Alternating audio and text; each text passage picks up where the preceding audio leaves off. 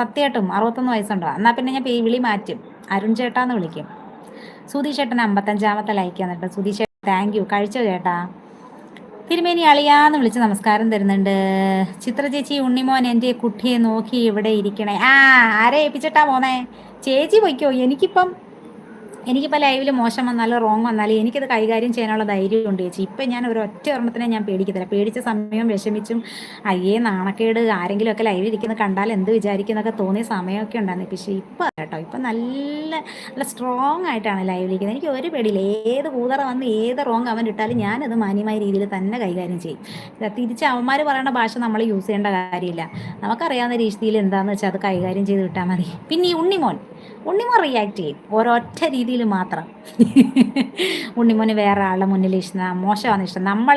നമ്മളെ മോശം പറഞ്ഞിട്ട് അവർ പറഞ്ഞ ആ രീതിയിൽ നമ്മൾ തിരിച്ച് റിയാക്ട് ചെയ്യുമ്പോഴാണ് നമ്മൾ മോശമാണെന്ന് മറ്റുള്ളവർക്ക് തോന്നുന്നുള്ള വിചാരം നമ്മുടെ മനസ്സിൽ വരുന്നത്. പക്ഷേ ഒരിക്കലും അവർ പറഞ്ഞ രീതിയിലുള്ള വാക്കുകൾ പ്രയോഗിക്കാതെ നമുക്കതിനെ കൈകാര്യം ചെയ്യാൻ പറ്റും. അവിടെ നമ്മൾ മോശക്കാരൊന്നും ആവത്തില്ല. ഇവിടെ നമ്മുടെ ലൈവിൽ വന്നിരുന്ന വെറും വൃത്തികേട് പറഞ്ഞിട്ട് നമ്മളത് പേടിച്ചും വിഷമിച്ചും അയ്യേന്നും പറഞ്ഞ് മിണ്ടാതിരിക്കുമ്പോൾ അവർക്കൊരു പ്രോത്സാഹനമാകും. അവർ റിപ്പീറ്റ് അത് ചെയ്തുകൊണ്ടിരിക്കും. പക്ഷേ അവർക്ക് തന്നെ തോന്നും ഒരു 10 പേര് അവരുടെ ഐഡിയയിൽ തെറി കണ്ടുകൊണ്ടിരിക്കുന്നവരാ. പറയണവർ പറയട്ടെ, നമുക്കെന്താ? അവർ പറഞ്ഞാൽ നമ്മളിൽ എന്തെങ്കിലും മോശം വരുമോ? ഒരിക്കലും വരത്തില്ല. ഉണ്ണിമോൻ പറയണ ഒരു കാര്യം എന്താണെന്ന് അറിയാമോ?